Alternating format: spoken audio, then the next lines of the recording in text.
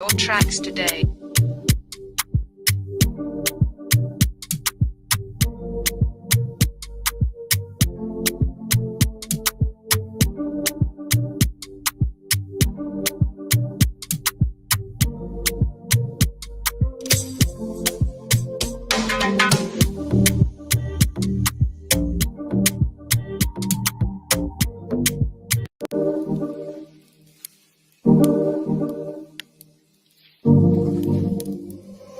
Sinner made a bang.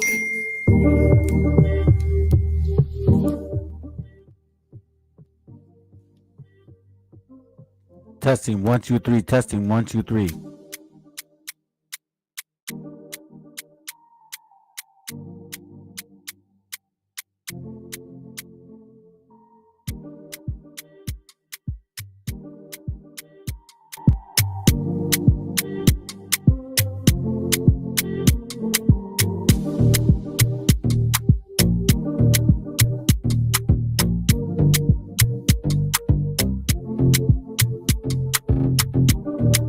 Purchase your tracks today.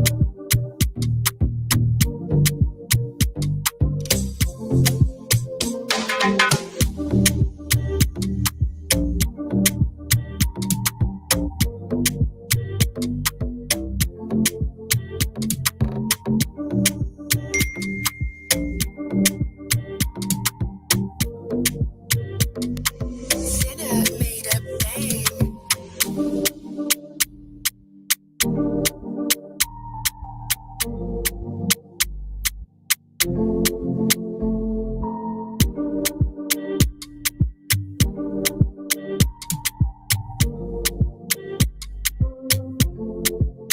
Purchase your tracks today.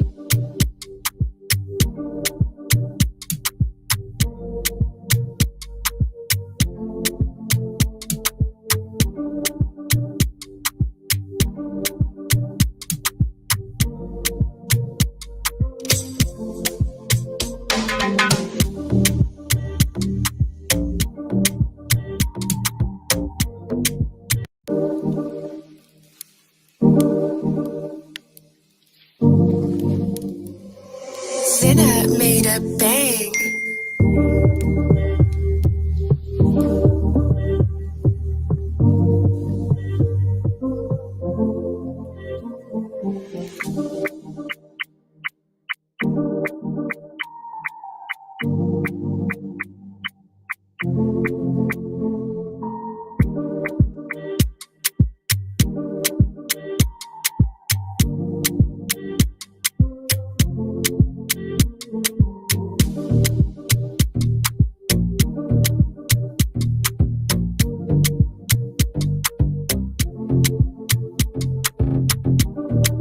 Purchase your tracks today.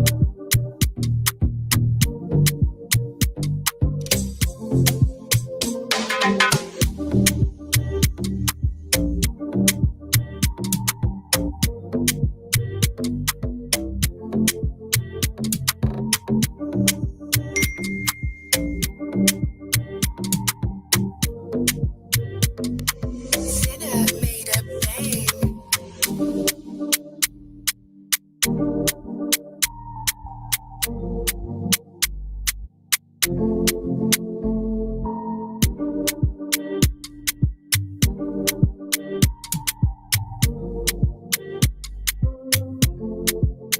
Purchase your tracks today.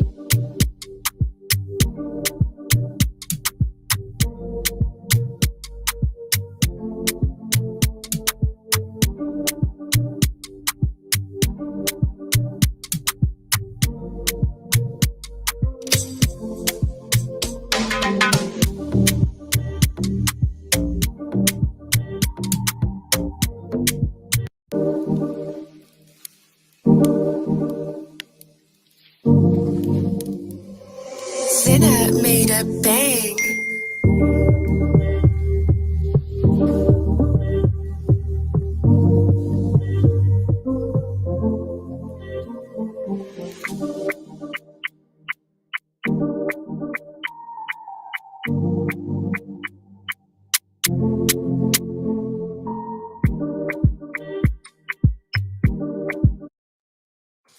When do we beat Mexico? Testing 1, 2, 3 testing. I'm about to start in about maybe 2, 3 minutes, okay? In case anybody's hearing. 2, 3 to maybe 5 minutes. I'm just waiting for a few people to come on.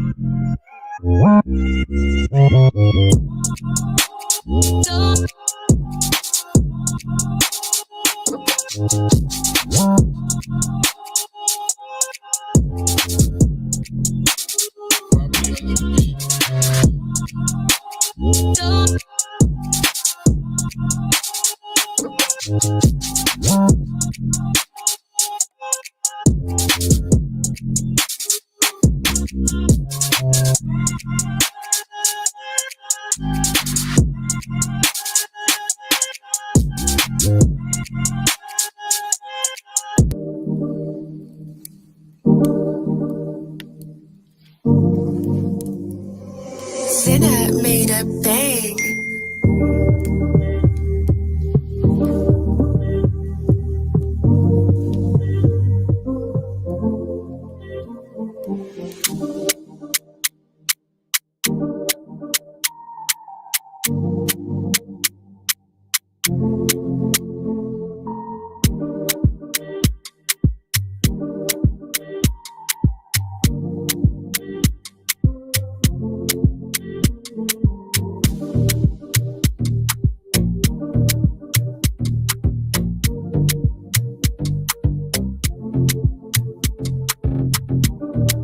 Purchase your tracks today.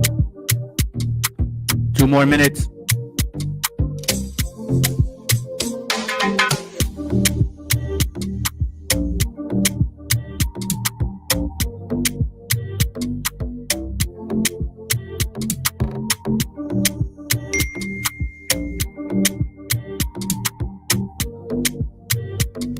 Sinner made a bang.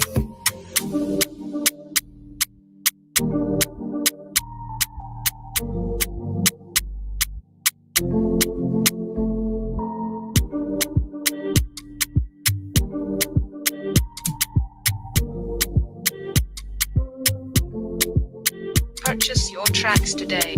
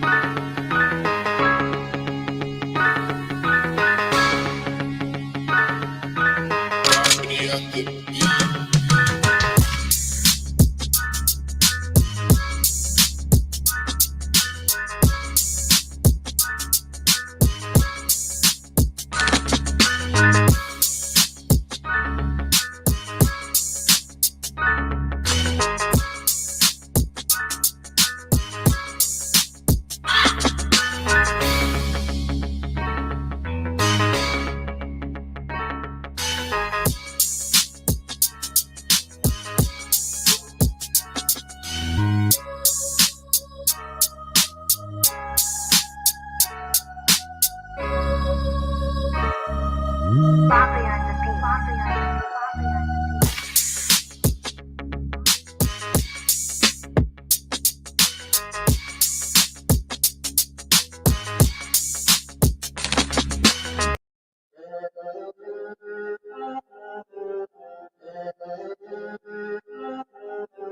Property on the beat.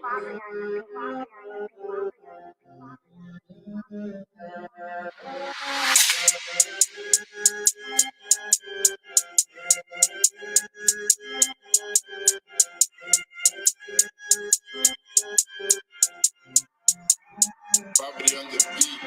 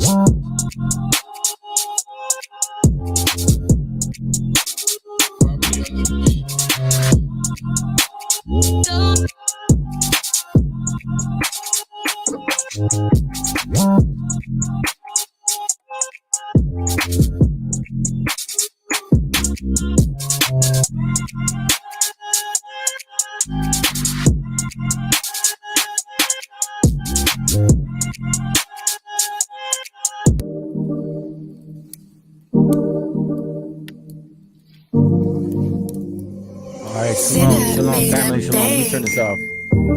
Okay, all right, shalom, shalom. This is Brother Emmanuel again. Lord willing, y'all doing well. Let's see. I was trying to pull up some information that I want to show you guys so I can go smoothly in the class without having to pause so much or pause so much. I know that I find myself doing that, and that kind of annoys me too, to be honest. Okay, so I am going to let's see. So we got that in place. Okay, all right. So let's see what we got so far. All right, we got one person. All praises. I appreciate you, brother or sister. Let me make sure that I have everything I need. Get a wrap right there. Okay. All right. Now, let me go ahead and do this. I'm gonna read this disclosure because I'm gonna play this particular one. This was sent from a beloved sister of mine. All praises. I appreciate you for that. It's a very interesting movie. I would suggest for you guys to check it out. It's an older movie, quite frankly. Okay. The movie is called War Party. So I'm not gonna watch the whole movie, obviously. I'm only gonna use a few minutes to start my point. Okay. So the topic today is called Thanksgiving. All right. The topic today is called Thanksgiving. All right. Shalom, Julio. Shalom, brother. Appreciate you. All right. So the topic today is Thanksgiving. Now we're gonna find out exactly what it is and why it is what it is. Now we've had classes about this topic. Excuse me for a second. We've had classes on this topic, but me personally, I like to go a little bit further into why and what is behind it, and then the people that were supposedly celebrating it at that time, how they were still feeling towards us. So we tend to forget all of that. All right. So anyhow, let me go ahead and just see this real quick, brother, before I start it. I do, or bro, if you need anything. Oh no, all praises, man. I appreciate you, bro. So put your contact information on a private chat. Here, let me see. I don't know how to work this, to be honest with you, bro. But anyhow, just we'll deal with that after class. All right. So anyways, let me go ahead and begin. Again, let me read the disclosure. All right. It says, this content does not belong to Bible Chronicles or claim this intellectual property. The content provided today has and always will belong to the content owner. Bible Chronicles does not have any affiliation with the owner of this property. As mentioned, Bible Chronicles does not intend to make use of any material for the purpose of harvesting gain. However, Title 17 of United States copyright law states that material in use can only be done when it's for theological or general educational purposes, and thus Bible Chronicles believes that this principal material falls under fair use, which honors protection under Section 107 of the same U.S. copyright law. Okay, so all of that's considered. It's just a short intro, and then I'm going to pause it, and I'm going to continue my class.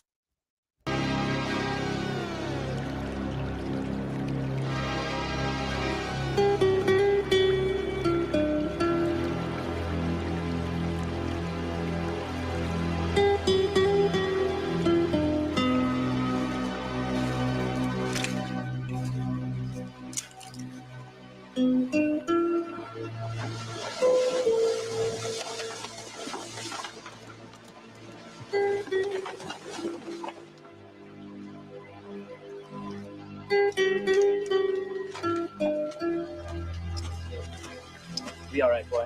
Yes, sir.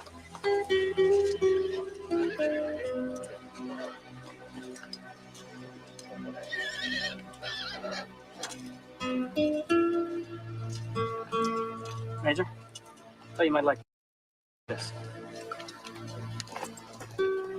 Thank you, Lieutenant. Very nice. Excuse me, sir. Sir? Tom? Sir. This way, gentlemen, please. Yeah, the pride, right? Right after it happens. Let me go ahead and take this off real quick. I recommend you guys to watch it. I'm gonna watch it myself. It gets called War Party. It's an older movie, maybe you can tell from the 70s. I appreciate you, sister. Appreciate you very much. All right. Let me go ahead and close that. So now we're gonna go to I'm gonna jump into second Ezra's chapter 13, verse 40. Okay. I'm just gonna get to it real quick because obviously I'm gonna try to show y'all how we first of all got here. And then the important thing is what exactly happened when we got here and why we are even celebrating this particular heathen holiday. Okay. Because quite frankly, what they did to our brothers and sisters is horrific, brothers. It's horrific to even think that I'm going to invite you to have Thanksgiving and then I stab you in the back. That's the worst you can do to any native or any Latino or any so-called Hispanic of indigenous descent, you Hebrews. Okay. Quite frankly, man, that's just anyhow. Let's start. All right. So it says here, those are the 10 tribes which were carried away prisoners out of their own land in the time of Hosea the king. So now, just to give you guys a quick history, the northern kingdom and the southern kingdom split because of the curses that came upon us due to Solomon's sin and David's sin as well. Okay. So keep that in mind. Now, when we then went into captivity because we were, because of our sins, we went under the Assyrian captivity. Okay. Whom Salmanassar, the king of Assyria, led away captive. Meaning he took us out of Israel, the northern kingdom, and carried them, the 10 tribes, over the waters, meaning over the Euphrates, if I'm not mistaken. But let me continue so I can confirm it. And so they came into another land. Now, in this area, okay, they took counsel. Now, remember, keep in mind that in the scriptures, it says one verse after the other, but years could pass from that next verse happening, okay? So you just don't know. Now, verse 41 says, they took this counsel among themselves that they would leave the multitude of the heathen. So now they are gathered together and going around thinking, okay, so now that Cyrus set us free, what are we going to do? Are we going to go back to Jerusalem or what do you guys want to do? So now to prove it, Cyrus did this. Ezra's 1:1. Now, in the first year of Cyrus, king of Persia, that the word of the Lord by the mouth of Jeremiah might be fulfilled, the Lord stirred up the spirit of Cyrus, king of Persia, that he made a proclamation throughout all the kingdoms, and put it also in writing, saying, thus says Cyrus, king of Persia, the Lord God of heaven had given me all the kingdom of the earth, and he had charged me to build him a house in Jerusalem, which is in Judah. Who is there among you of all his people? His God be with him, and let him go up to Jerusalem, which is in Judah, and build a house of the Lord God of Israel. He is the God which is in Jerusalem. Now, there's a reason why the Most High is even calling Cyrus, but that's not my point, all right? I did another class on it. As a matter of fact, I'll even go deep on it further in another class. Verse 4. And whosoever remaineth in any place. Now, here's what he says. So you guys are free. You're no longer in captivity, okay? So you guys who want to come back to Jerusalem, you're welcome to come back to Jerusalem. And he says, verse 4, and whosoever remaineth in any place where he sojourn, let the man of his place help him with silver and with gold and with goods and with beasts, besides the free will offering for the house of God that is in Jerusalem. So now he's saying, if you guys don't want to come back to Jerusalem, and wherever you want, you're sojourning, meaning in the area that the Persian Empire ruled, which is from Jerusalem, or at least Israel, all across to India and Asia. Okay, it's pretty vast. So then, wherever you're at, you decide you want to come back. Great. If you don't, you can do whatever you want. You're free to go. And then not only that, you would give you food and then clothing and some animals to take with you. Okay. Now let's go back to 2nd Ezra 13 and verse 40 and 40. I'll go to 41 now. All right. So now we understand why they took counsel. How come they were even able to if they were in captivity? Why? Because after the Assyrian kingdoms came the Persians. All right. So now, but this is 2nd Ezra 13:41. But they took this counsel among themselves that they would leave the multitude of the heathen. That's what the Most High calls the other nations, and go forth into a further country where never mankind dwelt. Okay. So now we've been taught that we went one direction. In my other class, I proved them wrong, and we have proof of it. Okay. Now it says, verse 42, and that they might there keep their statues, which they never kept in their own land, because the northern kingdom, they will fall off. They would fall into idolatry. I mean, both technically nations did, or both kingdoms, but it was starting with northern kingdom. Okay. Now it says, verse 43, and they entered into the Euphrates by the narrow place of the river. Okay, so now let's look at this. Now we're going to look at some maps. All right. So now this is the Euphrates River. Okay. Or for better sake, this is the Euphrates River. All right. It's an interactive world. So it's pretty neat. All right. So this is basically the Euphrates River right there. Okay. So I'm going to bring back this page.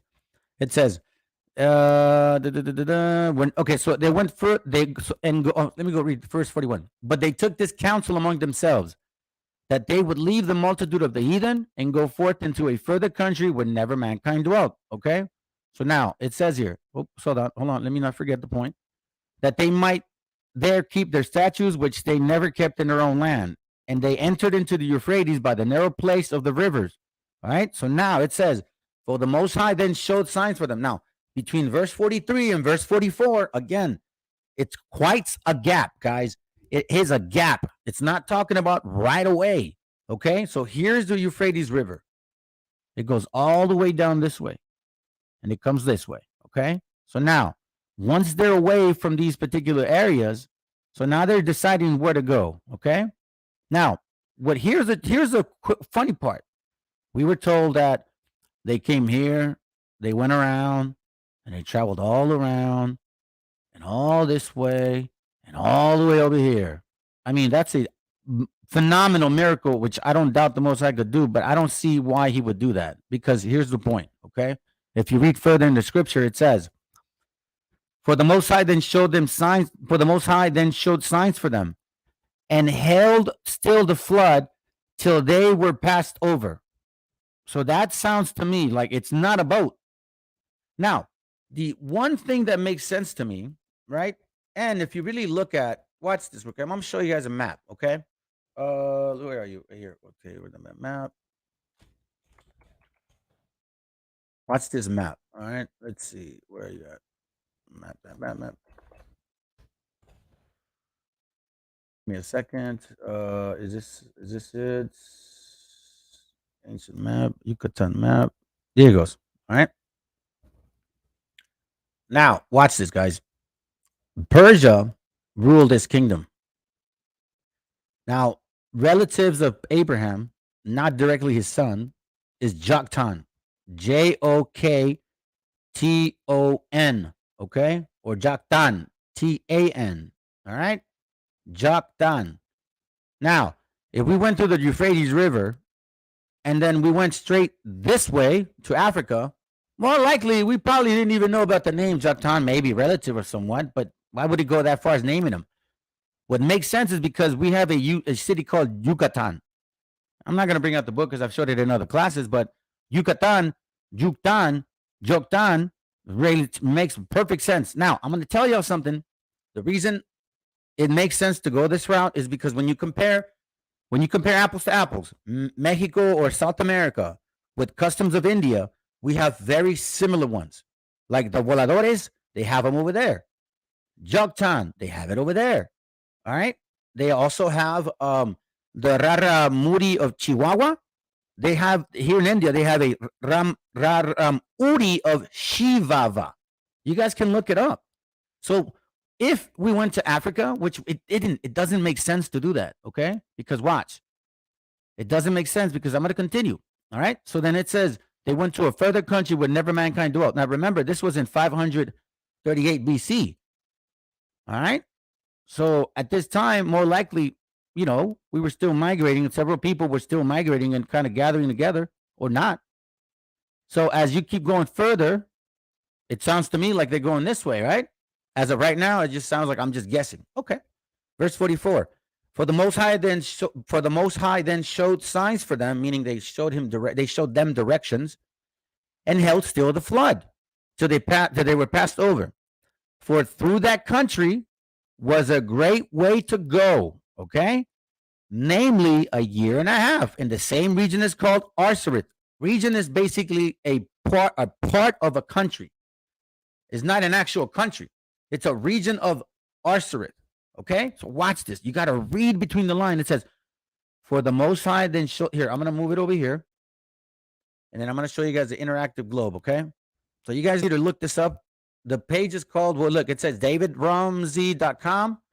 Lots of stuff to work with right there. You got this other one, raremaps.com.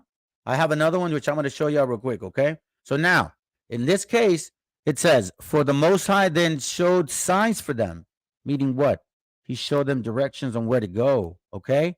Just like when we left Exodus, right? There was a cloud over us. Now, let's continue. And held still the flood, okay? And till they were passed over. For through that country, meaning after they passed over, was a great way to go, namely a year and a half. And the same region is called Arsarit. Now, why do I say that? Because look at this, guys. Arsarit is right here. You see? Arsarit is right here. That's Arsarit. So when you start reading, for the Most High showed signs for them, meaning showed signs for them to come to this direction, okay?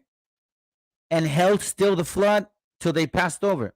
This is a 50-mile distance, guys. You can literally see Russia and Alaska can see each other.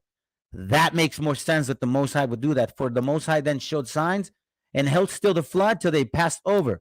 For through that country, once they passed over, watch this.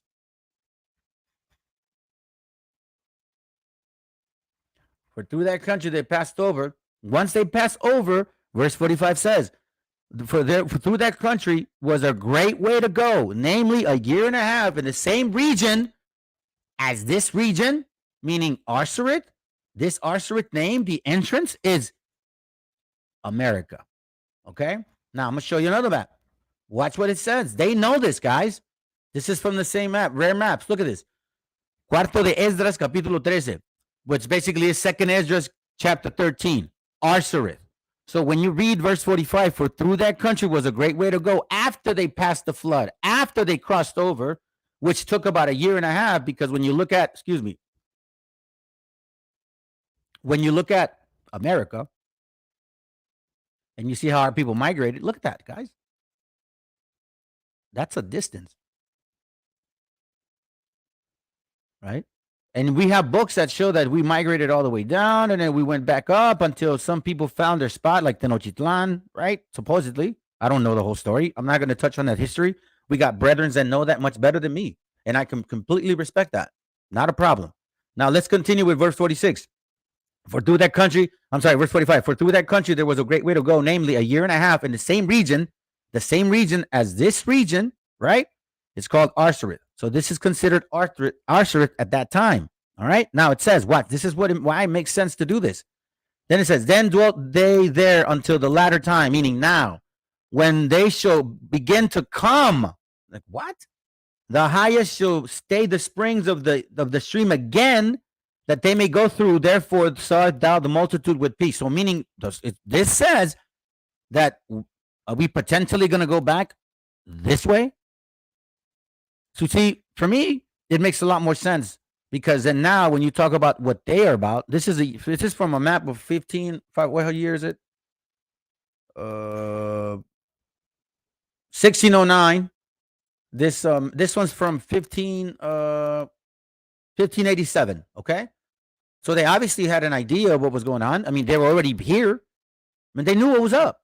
They knew completely what was up. Remember the movie when it comes to the Promised Lands, and he talks about Ashereth? No, he doesn't say Ashereth. But he talks about, Esdras, right? But Esdras was a Jew. Yeah, so was Christ. Remember that? Yeah. So now we see the direction that we've taken, okay? So now we've migrated this way, the Euphrates River. It makes more sense to go that route. Plus the simple fact that all these names that we picked up on the way over there, it would only make sense. And that's why we have people that look like Indians or Arabs or even Asians. We have all of that in America. I got cousins that look Arabic. I got cousins that look Indian, and I got cousins that look Asian.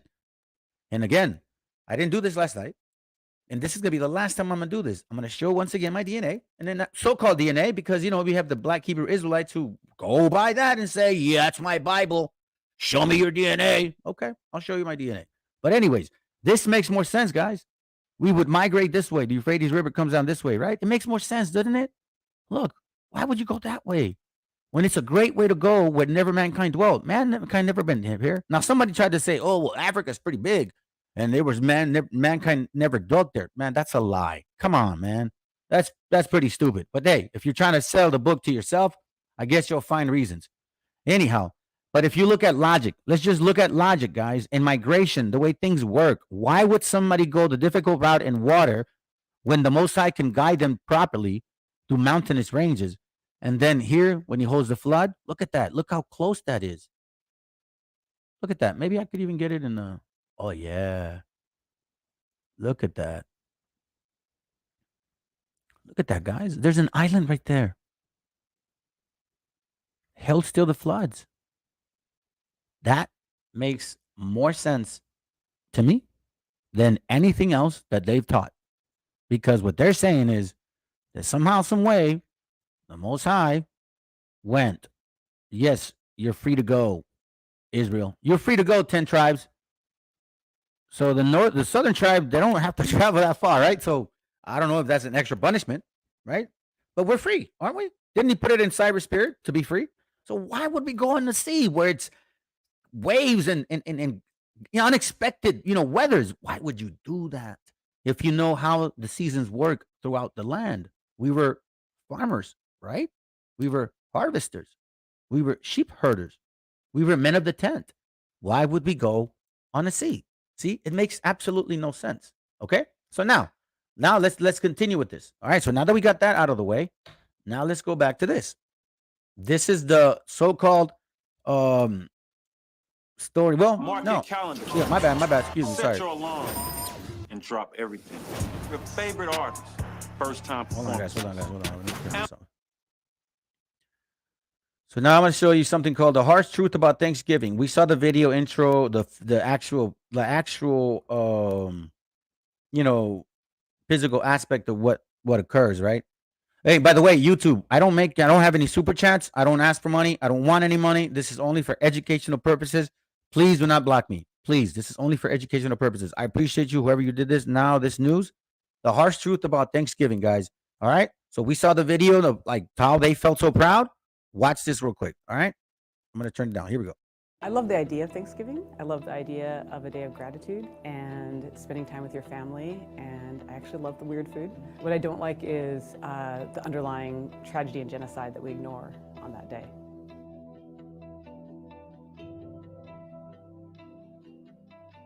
Why do we put our children in costumes of people that showed up and robbed graves and did terrible things and brought disease? And and just took things, took land from people who were already here. To set up children from the age of preschool to believe that it's right and okay to just take everything is actually truly horrible. It's teaching appropriation from the very beginning. So no wonder, when they get to high school, they think it's fine to wear these headdresses, to wear, things they should not be wearing, and to have these sports names. We start them at the age of 2 with these innocent, sweet Thanksgiving songs, but we create the appropriators of tomorrow.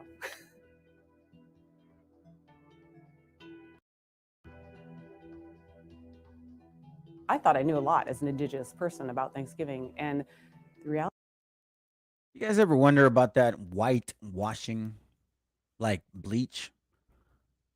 It takes color away, and it takes culture away, and it takes heritage away, and that's what is called whitewashing, which is basically assimilation, which is basically eugenics.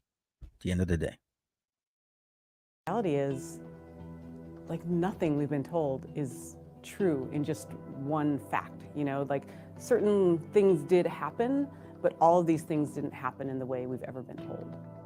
It's like all the best, fake news, right?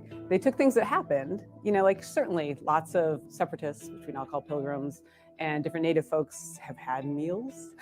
But, there's so many different times that possibly happened that we're referencing. There were so many political reasons that Thanksgiving, the mythology of Thanksgiving, kept morphing over the centuries. brothers and sisters, now we know that it wasn't just the so-called white man. Okay, just keep that in mind. It was a so-called white man and it was a so-called black European man. All right, so I've done classes to show y'all, not just the white man, but this is what they know. This is what they teach To fulfill political agendas, right? Just like today.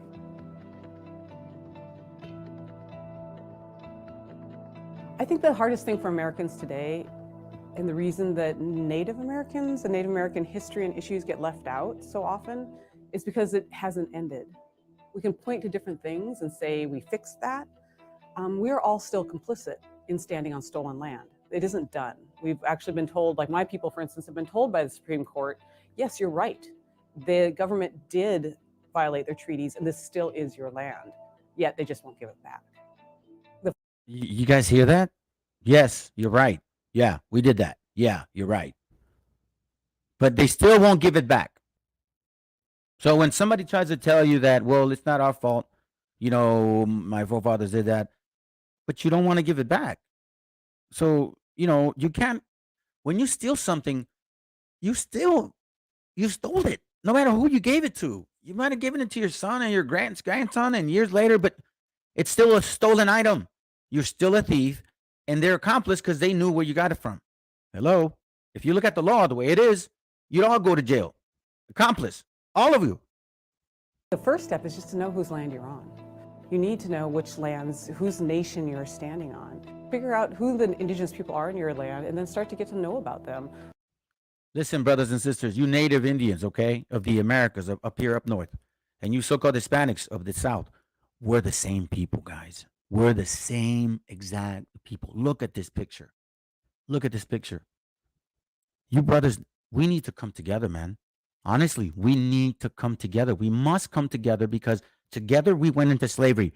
Together we suffered the pillaging, destruction of all these nations. Guys, we're the same people. Look, I've said it before. I was born in Guadalajara. When I came to this country, about 7 years old, I had some friends or school, buddies. At that time, we were kids, so I don't know if they were friends, but they were Native Indian, and they looked just like me, like that, And next, thing you know, guess what? I'm like, da da da da, speaking Spanish, but they don't even understand. I did not know. I'm like, what? We're different. You're just like, you look just like me, but because of the colonialism of separation and the fallow ground that we have, we believe we're not the same people, even though we look exactly the same, right? Oh, man. But anyways, let's continue, man, because this is love. The keeping the commandments of God is going to bring us back together and strengthen us in order to prepare when the time is coming. Some of us who are going to make it, we get a chance for salvation and the sweet flavor of revenge. Start to figure out how you can make reparations. People get really scared when you talk about reparations, but I think there's so many ways that you, with your current resources, can reach out and say, what can I do to be of service? How can I help? Is there anything I No. See, this is when I'm going to cut it off because, as you can see, obviously, envy not the oppressor and choose none of his ways. They want to negotiate that way, right? And they typically will not negotiate properly. So, guys, remember, always use maps. These innovative maps are pretty cool. Okay, it's always good when you lose scripture. You got to go there. Now, I'm going to read you guys something real quick. It's called, and I read it before, but I always want to bring it up because this is exactly what she's saying. We've been taught these things. We've been told otherwise. Why? Because of this. This is from a book called Propaganda from 1929, I think. 1929. It's an older book. It reads, the conscious intelligence manipulation of the organized habits and opinions of the masses, meaning the organized habits and thoughts of all the people, is an important element in a democratic society or in any society. Why? Because those who manipulate this unseen mechanism of society constitute a invisible government, which is the true ruling power of this country. So as you can see, we're being manipulated, which is why the scriptures talk about we're dealing with principalities or powers. We're not really dealing with people of the flesh. We got to think way beyond that, brothers. That's why when I mentioned that we have to renew our mind and come to the realization that you are the Hebrews and the Hebrews, in reality, this flesh is just temporary. We're spiritual beings. So the laws are spiritual. Romans 7:14. All right. Now, let me go back. This is why they need this manipulation. They know who we are. We are governed because it's true. A lot of our gente does not believe the Bible. A lot of our native brothers hate the scriptures because of the manipulation of colonialism. Our minds are molded. Why? Because, colonialism. Yeah, you're right, man. You should hate the Bible. Yeah, you should hate the Bible. Yeah, you should hate the Bible. Yeah, the white man brought the Bible, but the book is not even theirs. That's the beauty of it. Because prior to them coming up, we already had the commandments. But again, not all the tribes were keeping them. Now, it says we are governed, our minds are molded, our taste formed, our ideas suggested. Which one? Thanksgiving. Our taste formed. Ooh, man, what are you talking about? Thanksgiving is delicious, bro. Our idea suggested it's a family gathering. Why would you so be against that? Aren't you an American citizen, son? Largely by men, the white and black man, we have never heard of. Did we know that the black man was basically part of the enslavement? No, we didn't. They keep blaming the white man, and little did we know that they were also part of it. I'm going to show y'all something in a video earlier, too. Later on. This is a logical result of the way in which our democratic society is organized. Vast numbers of human beings must cooperate in this manner if they are to live together as smoothly functioning society.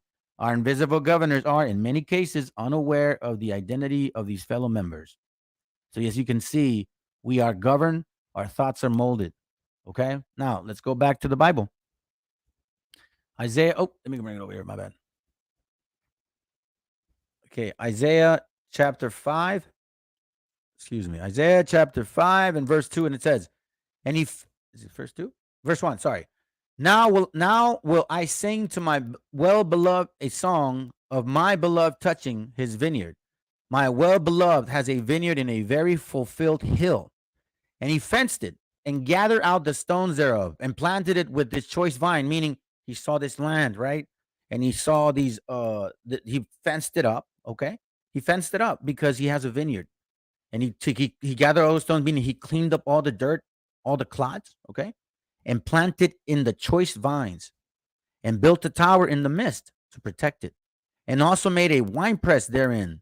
And he looked at it should bring forth grape and bring forth wild grape, meaning there's going to be a good kind and there's going to be a bad kind. And now, O inhabitants of Jerusalem and men of Judah, judge, I pray you, bewixt me and my vineyard. Oh, watch this. What could have been done more to my vineyard that I have not done in it? Meaning he took care of his vineyard, and we don't even take care of it itself. Wherefore, when I looked that it should bring forth grapes, now when it's like righteousness, you know what I mean? You're keeping the law, statutes, and commandments. You're bringing forth fruit, meaning your children. No, on the contrary, brought it forth wild grapes. Like what? And now I will tell you what I will do to my vineyard. Now the Most High is mad. I will take away the hedge thereof, because he was protecting us. That's why when we came to the Americas, we had a hedge over us, which he showed signs and opened up the floods. We had a hedge over us at that time. Now I will go and I will tell you what I will do to my vineyard. I will take away the hedge thereof, and it shall be eaten up, and break down the wall thereof, and it shall be trodden down. And I will lay it waste, and it shall not be pruned nor digged, but there shall come up briars and thorns, and I will command the clouds that they rain no rain upon it. Meaning what? That we would be without the law, without knowledge, without understanding, and confusion. Sure, I'll show y'all. There's this thing called partus sequertum ventrum, okay? Now, this passed in 1662, and this law was targeting our sisters, our native sisters on both ends, from south, central, and north, okay? This was passed for them because at this time, the only people that were being enslaved was our people, black folks. Black folks were coming in as indentured servants, and they were having like short terms through a head right program. You guys can look it up, okay? And I've showed classes in many of these topics. That's why I can speak freely on it. So now, partus sequertum ventrum is basically a law that was passed in order to enslave our sisters and rape them. Pretty much, rape them. You heard it. They would take you women, beloved sisters, our daughters, our mothers, our grandmothers, and they would sell you. They would call you mulattoes. They'd say that you were mixed, but you weren't. While the black folks were over here chilling, lying to us this whole time, right? With the white man. And here, it's her. Now, partus sequertum ventrum says here on the bottom that it was regarding Africans when they came, imported, blah, blah, blah. That's total BS because we've proven it. Y'all did not go into slavery like this, man. Just get off the horse, guys. Honestly, you've been exposed. So your elitists need to start figuring out what to do now about bringing out the truth, guys, because you just woke up the sleeping tiger. They call it. That's what they call it, the sleeping tiger, because we know what you did now, and you're not going to get away with it. Now, I'm going to prove y'all that applies to us, okay? And you're going to hear it from the horse's mouth, no pun intended, okay? I'm going to show y'all this guy's face so you can see that it's not a white man. It's a black man, or so-called black man. To almost See? All right. So now, children to escape rather than freeing them as not to involve. watch. That which is brought forth follows was a melanin deficient parent, in most cases, a father. This outcome was mostly a result of Virginia colonial slave statute, partus sequitur ventrum. That which is brought forth follows the womb, meaning the legal status of a child born of an enslaved Indian woman will always remain enslaved. You hear that? This law gave planters and free white men in general carte blanche authority to impregnate. You see how he said planters and white men in general. Well, guess who the planters were that he didn't want to mention? You black folks. Okay? Let's be sincere here. Captured women without having to so much as even claim responsibility for their mixed race children. Just as common, these children were sold on the mulatto maid market as house niggas for an added sticker price. You know, side topic, that's the saddest part, that y'all will enslaving your own children. You were using our women, and our women wouldn't turn their backs on their we know our women. They will not do that. Look, this is a perfect picture right here. She ain't letting go. But you guys don't give a damn. You guys don't give a damn. Now you put this picture here as if, oh, but she don't look like she's about to be sold, guys. She's breastfeeding a child. They would have been holding her. Look at her. She's scared. Look, he's got a stick there. She's not being sold. She's being sold. As compared to their darker skinned counterparts. In this aspect, Virginia colonial law was totally contradictory to English common law, which states that a child's status follows the father.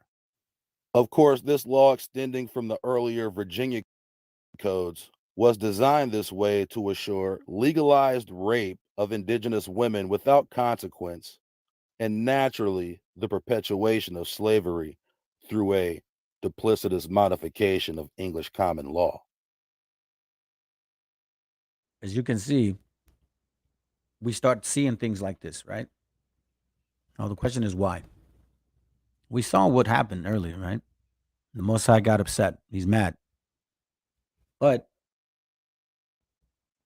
let me go to Malachi. There's another reason. See, if we had knowledge, we start coming back to the Most High. Or we would have never fell off. Malachi 2:7, for the priest's lips shall keep knowledge. Now, you guys are all priests, basically. Okay? The Most High calls us priests. And Leviticus 10:11, it says, and that ye may teach the children of Israel all the statutes which the Lord God has spoken unto them by the hand of Moses. See, that's a priest. Okay? Teach the children of Israel. You're supposed to teach your children. Okay? So now, let's see. And they should seek. Okay, it said, for the priest's lips should keep knowledge. It says should. And they should seek the law out of his mouth, meaning us, we should seek the law out of their mouth, the priest, right? For he is the messenger of the Lord of hosts. Okay? So now, typically, that's what you assume. But no, we didn't do that, do we? Isaiah 5:13, watch what it reads. Therefore, my people are gone into captivity because they have no knowledge. Now the Most High is saying he's going to send us into captivity. We did it already through the Assyrians. We were free to go. But now all of a sudden now, when we're free, we start falling off again. Listen, guys, Israel just has that spirit. After Shem, Japheth, and Ham, all of them went into the idolatry. Prior to that, they were all keeping the laws. All of them. At one point, everybody listened to the Most High. Okay? So keep that in mind. Isaiah 5:13. Watch what it reads again. Therefore, my people gone into captivity because they have no knowledge, meaning the laws, and their honorable men are famished, meaning those that were supposed to teach us, right? And their multitude dried up with thirst. Okay? And it says here, therefore, hell has enlarged herself. So when you're in captivity, that's hell. Okay? That's hell. When you're in kingship, that's heaven. Think about it. This is the so-called white man's heaven and the so-called black man's heaven. Don't try to tell me that you guys have it bad. You don't. You have representatives in the government. You guys are on TV. You're in every sport. First of all, I'm gonna tell you something. Yeah, you do get shot, but you run away from the cops. It's not like they're coming into your homes and just shooting you. Yeah, I've seen some incidents like that, of course. But compared to what we've been through, no, you guys, it don't even come close. So we are in hell. We are in captivity. And open her mouth without measure. Don't you know that our people are still getting killed left and right in Mexico, in Central America, and in South America?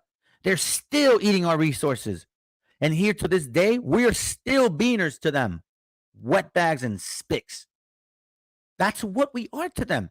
So hell has enlarged herself because we are the actual Israelites of the Bible. Therefore, hell has enlarged herself and opened her mouth without measure, because all of us, the majority of us, are suffering. A good portion are not, because the Most High is not for them. He chose you. If he's testing you, if you're going through trials, it's because the Most High is trying to wake you up. If you're listening to this call, or at least this class, I'm sorry. And their honorable men are famished, and their multitude dried up with thirst. Okay, now watch this. I'm gonna remind y'all. Let's watch this. This is my video, but this is what happens.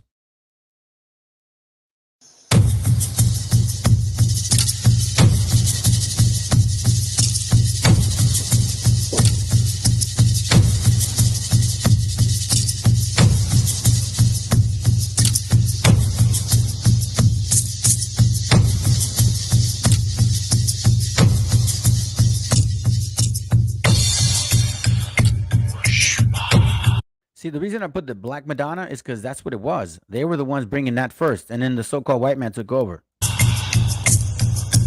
In a sense, they're looking at us now.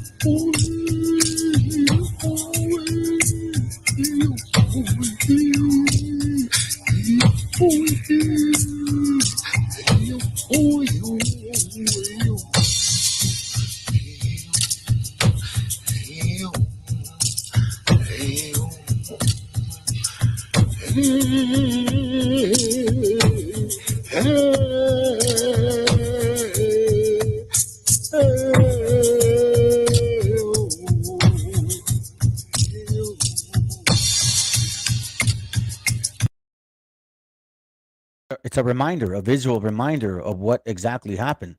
Okay, I'm gonna read y'all this real quick, and then I'm gonna show you something. Let's go to Deuteronomy chapter 28, verse 20. Hold on, 28:49. Okay, and we know this now. Now remember, we came from Israel. We went into captivity with the Assyrians. Then we were freed through Cyrus. Then we migrated all the way across India, past Asia, all across where the Russia is. As you can see, it's Azareth. And then it took us to cross over the flood. The Most High opened the flood for us, right? He stilled the waters. We walked through. Then after that, it was a great way to go, mainly a year and a half. And that region, meaning a location, is called Arsareth. Now, who are these people that are here?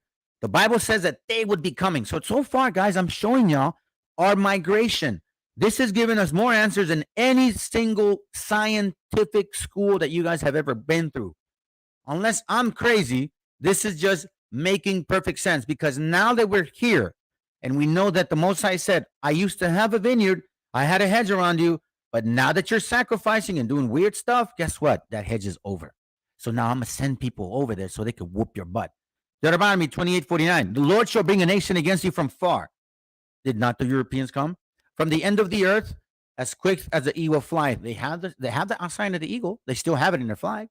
A nation whose tongue thou shalt not understand. The so-called black man and the so-called white man spoke French, English, Dutch, German, Prussian, Russian. What else? Spanish, Portuguese. A nation of fierce countenance, which shall not regard the person of old, nor show favor to the young. We saw that. Now, I'm going to show y'all something real quick. Give me a second.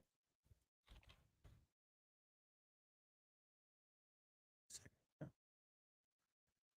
I'm going to show y'all something.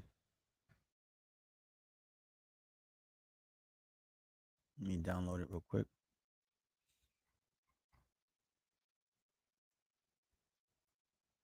Give me a second. Let me download it. Save as, just for now. Desktop. All right. Let me see. Let me close this real quick. Give me a second, guys. Give me a second. I'm going to just try to. Here it goes. This is from a book called Oppression, Privilege, and Resistance. Page 89. Watch what it reads, okay?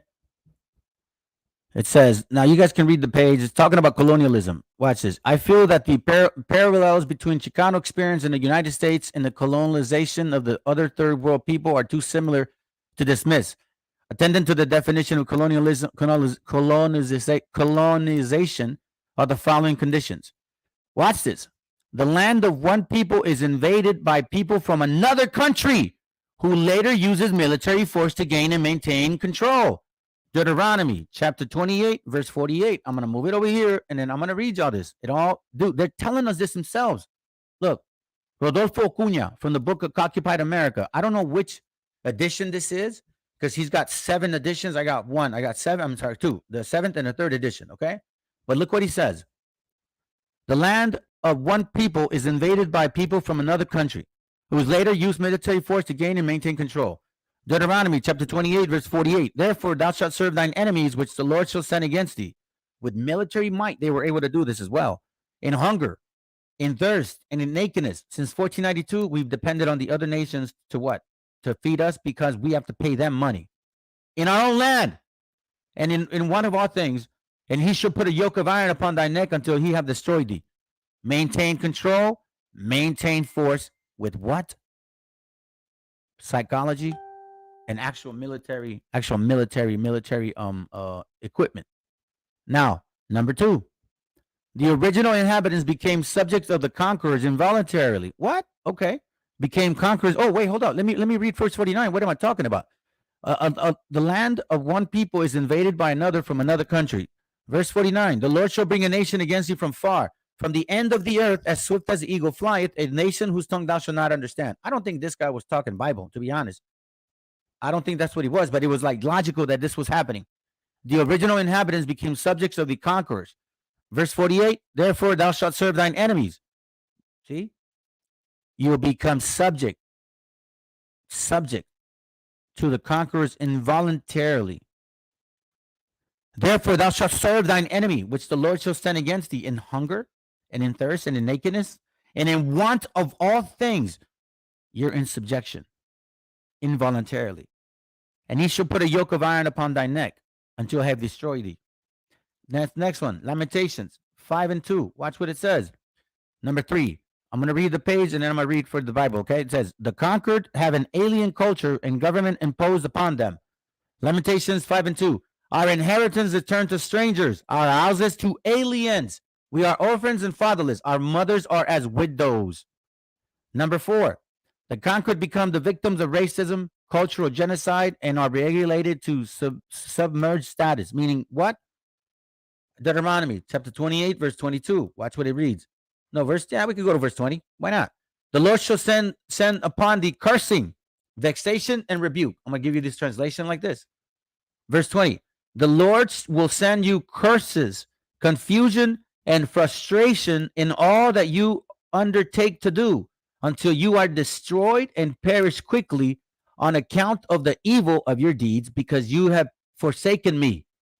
But the cursing, confusion, and frustration. What does it say on 4? Conquered becomes the victim of racism. What happens with racism? You guys already experienced it, guys. Cultural genocide, they do that to our people now. Didn't Donald Trump take the children, 30,000? Who knows where they're at now?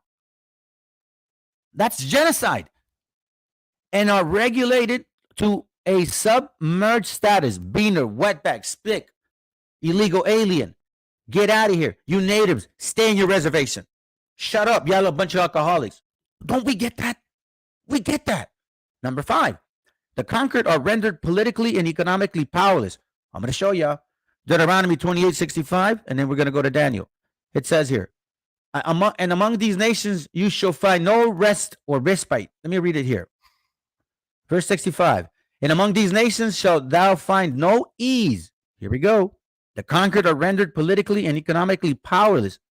The laws that are against our people make us powerless, make us what? Politically rendered. And verse 65 says, among these nations, thou shalt find no ease. Is anybody supposedly government-wise representing our gente? Not at all. Neither, and not that that matters, but I'm just showing y'all. Neither shall the sole of thy foot have rest. Through these laws, we're the poorest, so we got to work. But the Lord shall give thee a trembling heart, the failing of eyes, and the sorrow of mind. A politically and economically powerless people has that feeling. And then through policy, they're able to do this. Daniel chapter 8, verse 25. Watch what it reads. It says, and through his policy, he shall cause craft to prosper in his hand, and he shall magnify himself in his heart. And by peace, meaning a democratic society, shall destroy many. Didn't they do that treaty after treaty after treaty? My brothers up north. And through his policy, he shall also cause craft to prosper. Treaty after treaty, treaty after treaty. The conquered are rendered politically and economically powerless. Number 6, the conqueror feels they have a mission in occupying the area, questions and believes that they have an undeniable privilege by virtue of their conquest. That is completely wrong, because look what this says here in 2 Ezra chapter 7, verse 9. It says, no, that's not it. That's not what I'm looking for. Oh, I know what I was doing. Now let's go to 2 Ezra 6. All right, because they're saying that they're undeniable privileges by virtue of their conquest. Okay, if you say so. I know you guys are not the Israelites. Watch what Ezra says, verse 54. And after these, Adam also, whom thou madest the Lord of all thy creatures, of him come we all, and the people also whom thou hast chosen. You so-called Hispanic, You so-called native Indian, my beloved family, familia, you from indigenous descent. You guys are the Hebrews of the Bible. All this we have spoken before thee, O Lord, because thou madest the world for our sakes. As for the other people, which is you guys here on the spades, which also come of Adam, thou hast said that they are nothing, but be like unto spittle, and has likened their abundance of them like unto a drop that falleth from a vessel. So in their mind, they believe this. The conqueror feels they have a mission in occupying the area in question and believe that they have undeniable privileges by the virtue of their conquest, which we know that that's not true. It's because God got mad at us. That's simple. It's really not that complicated, guys. It's just black and white. It's like your parent gets mad at you. All right. So now we're going to watch this real quick. I'm almost done.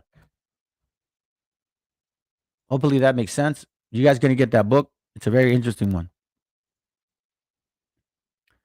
Give me a second. Hopefully there's no. Okay, cool. Watch this. All right. I'll probably speed up the video a little bit because it's 6 minutes. When I think of Thanksgiving, what comes to mind is not thankfulness or a big turkey. What I think of is far more important and serious.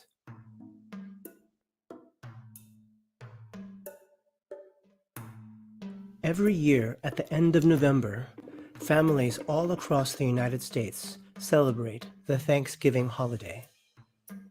This occasion has evolved into a time of expressing gratitude and sharing a bountiful meal with family.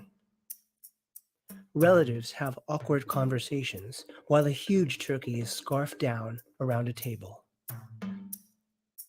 When I was in grade school, my history books depicted the first Thanksgiving meal as a peaceful gathering between white European settlers and Native American people. But there is a lesser-known truth behind this narrative. This Thanksgiving origin story that I was taught in school was a revisionist and whitewashed version of what actually happened. Following the arrival of Christopher Columbus on the shores of America in 1492, a steady stream of white European families traveled across the Atlantic Ocean to settle in this. Guys, remember, it's not just the so-called white man. I hate to repeat it, but we got to be fair. Not that it matters to be fair with these heathens, but we got to call spade for spade, man. They were involved with this conquering as well, okay? So just letting y'all know. Let's just keep it real. Anyways, let's continue. I'll shut up now. This new territory. At first, they were ill-equipped to handle the harsh realities of its wilderness and climate. But indigenous tribes fed them and taught them how to grow corn and other crops to live on the land. Then, everything took a turn for the worse. This is where the revisionist whitewashing in this story happens, because it was not a peaceful coexistence between Native American tribes and white colonial settlers. Empowered by their religious beliefs and a racist disdain for the indigenous tribes, white European settlers murdered and stole from the indigenous communities. Sisters, let me read this real quick because it just came to me, okay? Watch this. Native American tribes and white colonial settlers. Then, but ill-equipped to handle the harsh realities of its wilderness and climate. But indigenous tribes fed them and taught them how to grow corn and other crops to live on the land. Then, everything took a turn for the worse. Sirach chapter 12, verse 11, okay? It says, though he humbled himself and go crouching, oh, please, native brother, I need your help. I don't know how to plant corn. And, you know, I lived like in a way where I was thinking I wouldn't have to wait for food. Unless you guys are savages. I need your help, please. Help me, please. In reality, the back of their mind, they're like, I'm going to kill this fool. Though he humble himself and go crouching, yet take good heed and beware of him, and thou shalt be unto him as if thou hadst wiped a looking glass, meaning if you're aware of this guy, that what his evil, conniving spirit is like, it's like you wiping a glass and you can see right through. And thou shalt know that his rust had not been altogether wiped away. That's why this guy's like, that was the biggest mistake. Let me shut up. This is where the revisionist whitewashing in this story happens, because it was not a peaceful coexistence between Native American tribes and white colonial settlers. Empowered by their religious beliefs and a racist disdain for the indigenous tribes, white European settlers murdered and stole from the indigenous communities who had been thriving on this land for thousands of years and multiple generations. These colonial settlers destroyed indigenous cultures by eradicating them, and even sold captive tribal members off to slavery. This brutal No, not even. That was their main target. and racist genocide continued throughout the expansion of the United States westward. That expansion, think about that. Who was part of that expansion, and who was benefiting from that expansion, and who was losing from that expansion? I'm just going to say it like that. Y'all, you guys just close your eyes for a moment and look at what nation of people were benefiting from this expansion and which nation of people were not. Okay? Just saying. To the Pacific Ocean. 5-term governor of Plymouth Colony, William Bradford, described Native Americans as savage people. Let me read it for him because this guy's a little bit too passive for me. He describes Native Americans as savage people who are cruel, barbarous, and the most treacherous. Disgusted by who we are. Who are cruel, barbarous, and most treacherous. At every level, the settlers were intent on vilifying and disempowering indigenous people. Thanksgiving has been whitewashed as a symbol of kind gratitude expressed by the white European settlers toward native tribes. Let me read it again, guys. Write this down. Sirach 12:11. Though he humble himself and go crouching, yet take good heed and beware of him, and thou shalt be unto him as if thou had wiped a looking glass, and thou shalt know that his rust had not been altogether wiped away, meaning that this man, this spirit of people, have an evil, conniving spirit that will never change. And we're getting that experience now with this One West camp. Now we're seeing it. We're seeing that spirit clear in our face. Now it's time to get our book back. And now it's time for us to gather together, brothers and sisters. Let me continue. This revisionist history only serves to silence the stories and voices of the millions of indigenous people who were slaughtered under a heartless and cruel colonialist agenda. Since 1970, the United American Indians of New England have carried out a national day of mourning during the U.S. Thanksgiving holiday. And you so-called Hispanics, y'all need to really understand this, okay? Because our brethren are going through this, and you guys don't even realize that this is going on. You don't even know that they're actually doing these things. Just because they don't speak Spanish? Well, guess what? You guys don't speak English, and it's not even, and those languages don't belong to us. But you know what belongs to us? Each other. We belong to each other. Holiday. This is what they have to say about it. Thanksgiving Day is a reminder. Excuse me, no offense, guys, but they need to check their DNA, okay? I'm just saying. Because I know that the Aboriginal concept came from slavery when they would take our women and our sisters and enslave them and rape them. These things came out of that. Sorry to say it, but it's true.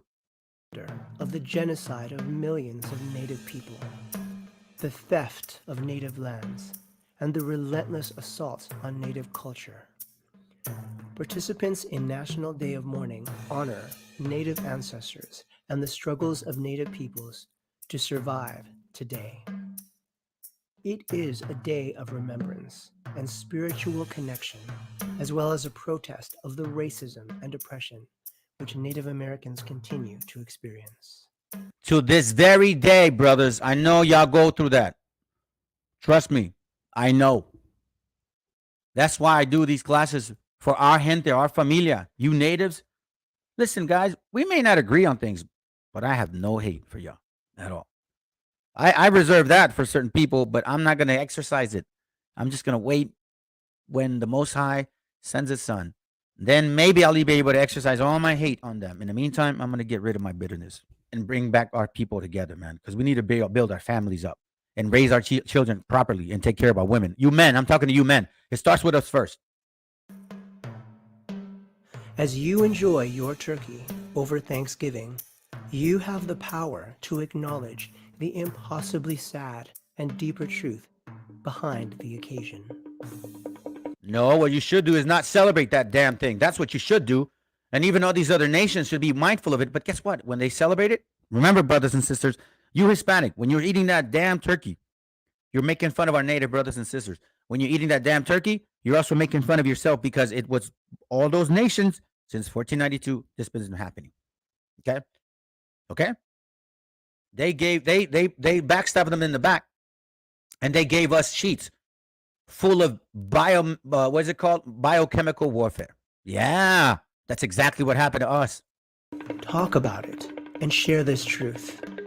Or perhaps do not even celebrate the holiday at all. People often say that ignorance is bliss. I would take this a step further and say that ignorance is a complete lack of compassion. Yeah, of course. Because guess what? When you celebrate this turkey, you know what the turkey means? The body of the turkey means the body of our people, our gente, the natives, that they got slaughtered and killed. And then, you know, the cranberry, right? The red part, that's the blood that was completely thrown everywhere from the slicing and dicing of our gente. The rape, murder, the destruction. And guess what the stuffing is? All the atrocities that they've done. Yeah. It's literally metaphoric. And y'all are eating you're eating death is what you're eating. We need more compassion in the world. Now, why do you think that October comes Halloween, then Thanksgiving, then so-called Christmas? None of those are holidays. All of those are heathen, wicked, ASS holidays.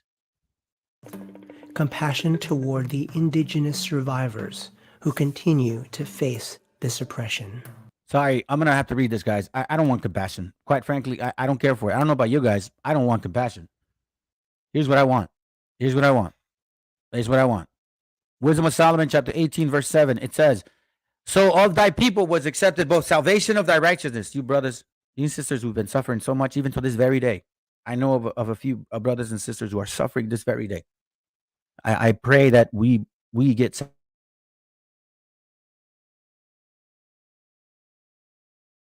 and I'm going to. You have to. Destruction of the enemies.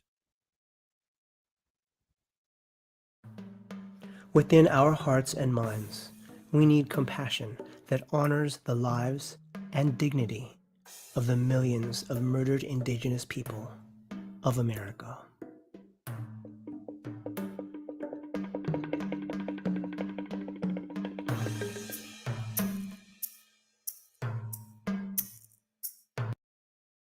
Interesting video. I'll praise it to the Most High that I was able to find it, right? Anyways, that book, again, it's called, let me see, Oppression. I have it here. Hold up. I put it back. You guys can go back to the video. I showed it, okay? All right, so now let's go to Lamentations 1 and 9, all right? Lamentations. I think I left. Well, I wanted to leave off there. Lamentations 1:9, and it reads, her filthiness is in her skirts. She remembereth not her last end. Therefore she came down wonderfully. She had no comforter, O Lord. Behold my affliction, for the enemy had magnified himself. Okay? Watch this. Watch this. They have magnified themselves.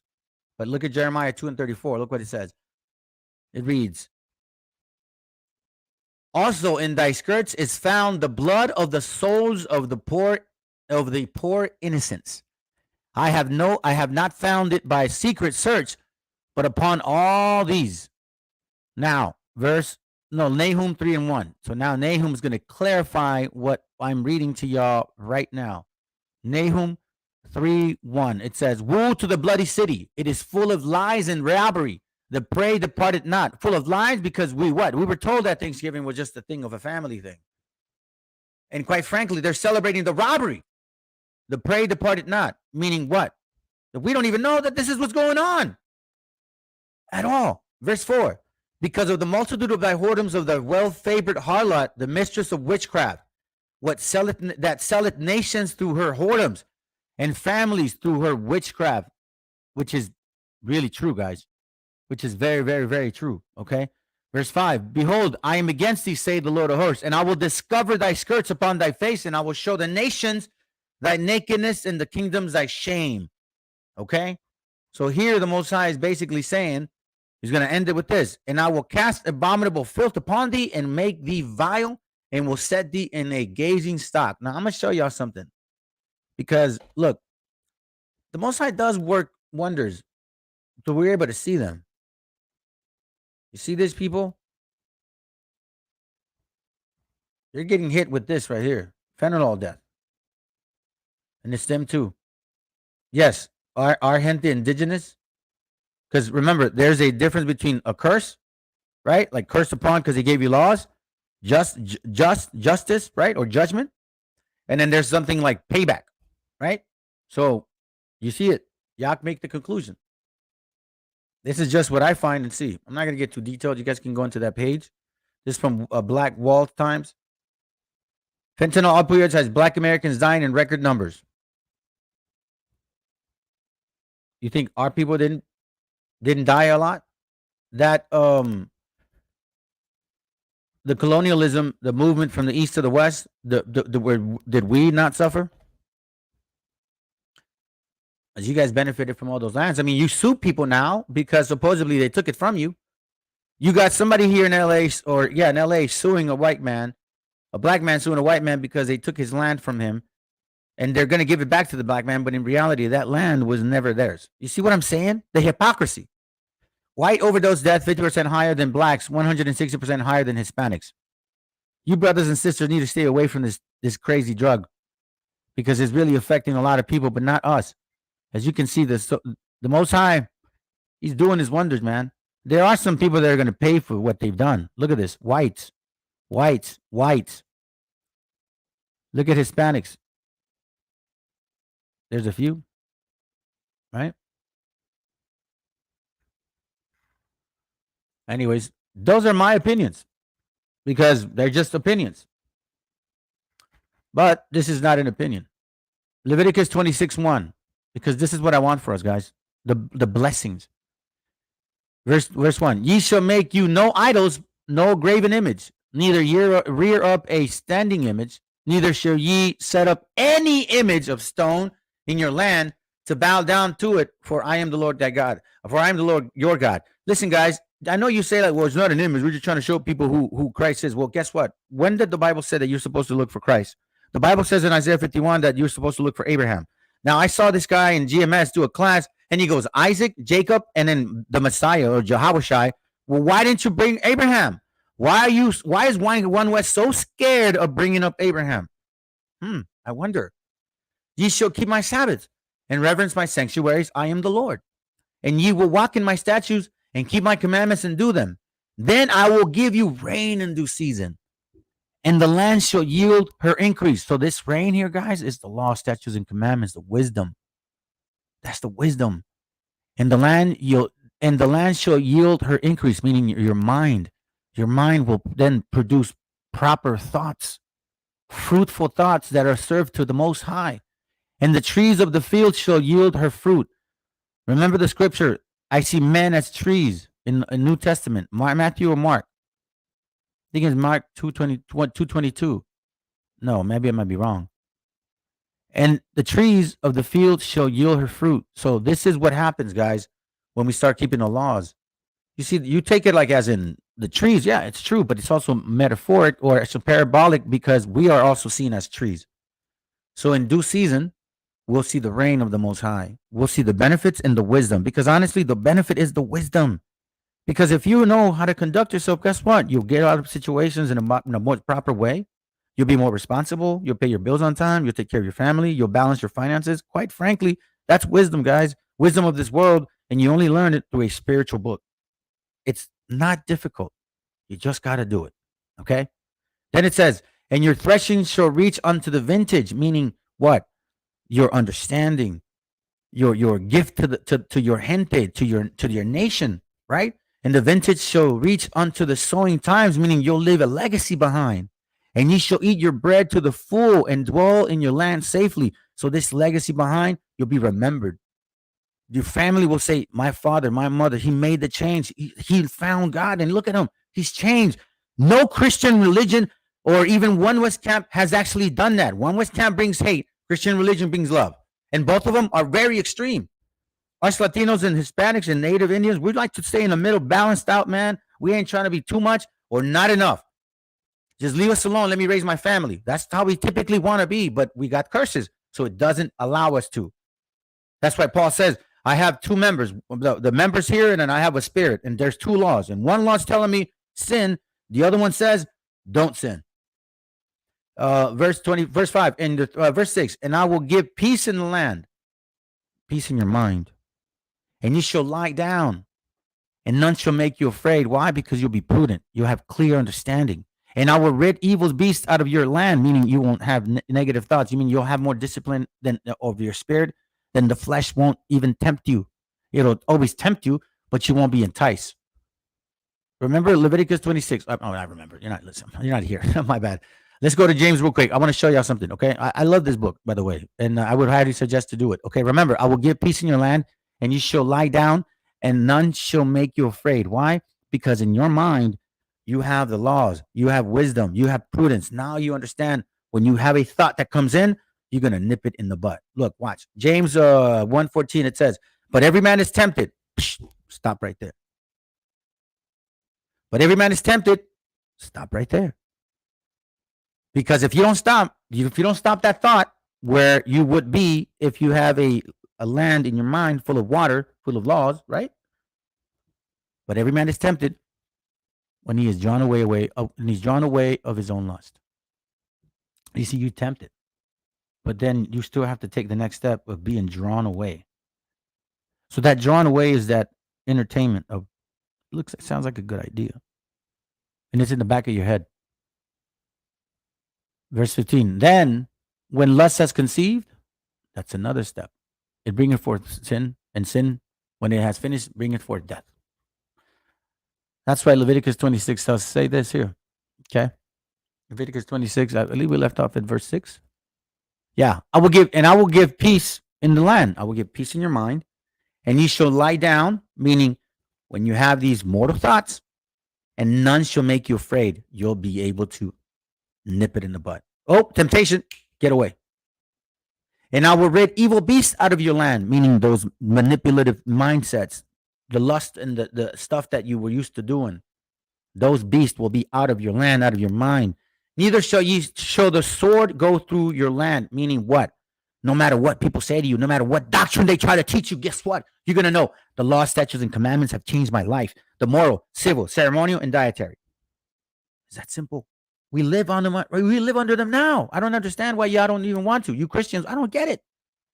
And ye shall chase your enemies, and they shall fall before you by the sword. Let me give you guys something real quick. Let me see. Let's see. Hold on. Council. Give me a second. I think this in Sirach. I remember seeing it in Sirach. My mistake. I should have had it. No, that didn't. I shouldn't have to. Give me a second. I'm looking for something. Who shall? Hold on.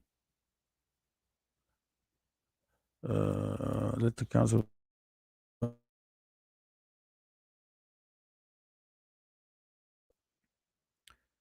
That's the most easy to do. Who shall knowledge of wickedness, counsel the tongue, counsel. The scripture basically talks about like who will counsel, like he wants the Most High to protect his mind because, he wants the Most High to protect him. And then the next verse talks about his mind. He wants the Most High to protect him against his mind. Okay. So that's why in this verse, let's read it again. Let's go to we'll start with verse 6. And I will give peace in the land, and ye shall lie down, and none shall make you afraid. Now you guys understand a little bit more on the spiritual aspect of what it's saying in the scripture. And I will rid evil beasts out of the land. Neither shall the sword go through your land. Neither nobody is going to be able to corrupt you. Okay. You shall chase your enemies, meaning with your prudence, understanding, and law, statutes, and commandments, you're going to get rid of your mortal thoughts and anybody that tries to convince you otherwise. And they shall fall before you by the sword. Meaning what? That anybody that really tries to go against the word of God, they're just going to boom, they're going to fall like flies. Trust me, man. Trust me, brothers and sisters. This is a hedge that we need, okay? Verse 8, and 5 of you shall chase 100. Because remember, the mortal thoughts that we have are ridiculously thousands. That's why in another scripture, I think it's Sirach 37. I'm not going to go to it. It says that, we the tower has 7 watchmen over you, but you'll make so many thoughts in your mind that you'll even convince yourself that they're wrong. That's how crazy your mind is. You got a body that wants to kill you and your mind that says, go for it. That's why you got to discipline your spirit, because it's a total different mindset there. I'm going real deep on this, guys, so just hang in there with me. The more classes I do, you're going to start understanding little by little what I'm referring to. The class I did last night regarding the old wine and new bottle, you guys got to watch that video, okay? Because it relates to this. All right, let's go to verse 9. Verse 9, yeah. For I will have respect unto you and make you fruitful and multiply you and establish my covenant with you. Meaning what? He's going to make you solid. All right. So anyhow, let's go to, let me finish it off with Ezekiel 37 here real quick. And then that should be done. All right. Ezekiel 37, and I'm actually, I need some food. Ezekiel 37:10 or 11, it says, then said he unto me, Son of man, these bones are the whole house of Israel. Behold, they say, our bones are dried and our hope is lost. We are cut off for our parts. Therefore prophesy and say unto them, thus say the Lord God, behold, O my people, I will open your graves and cause you to come up out of your graves and bring you into the land of Israel.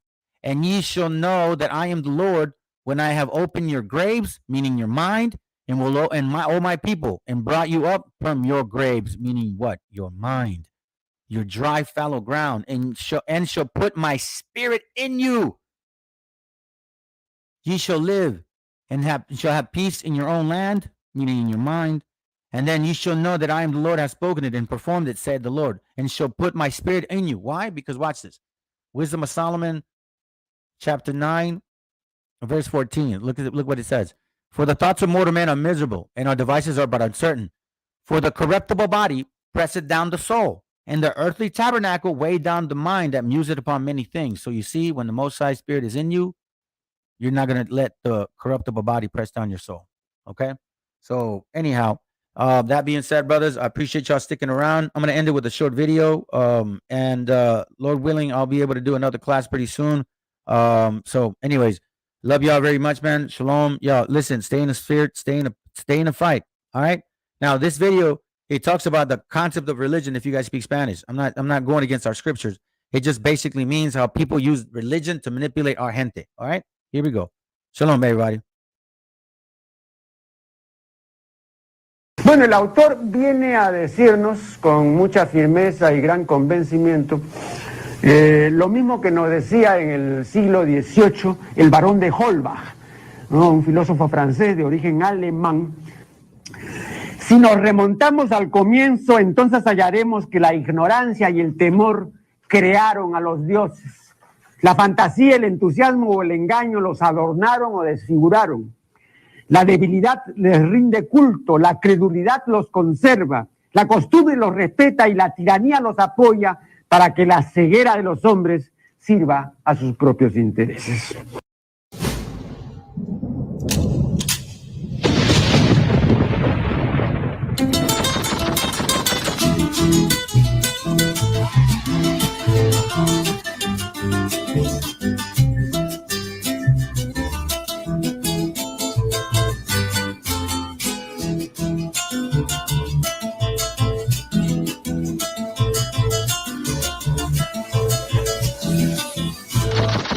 Bueno, el autor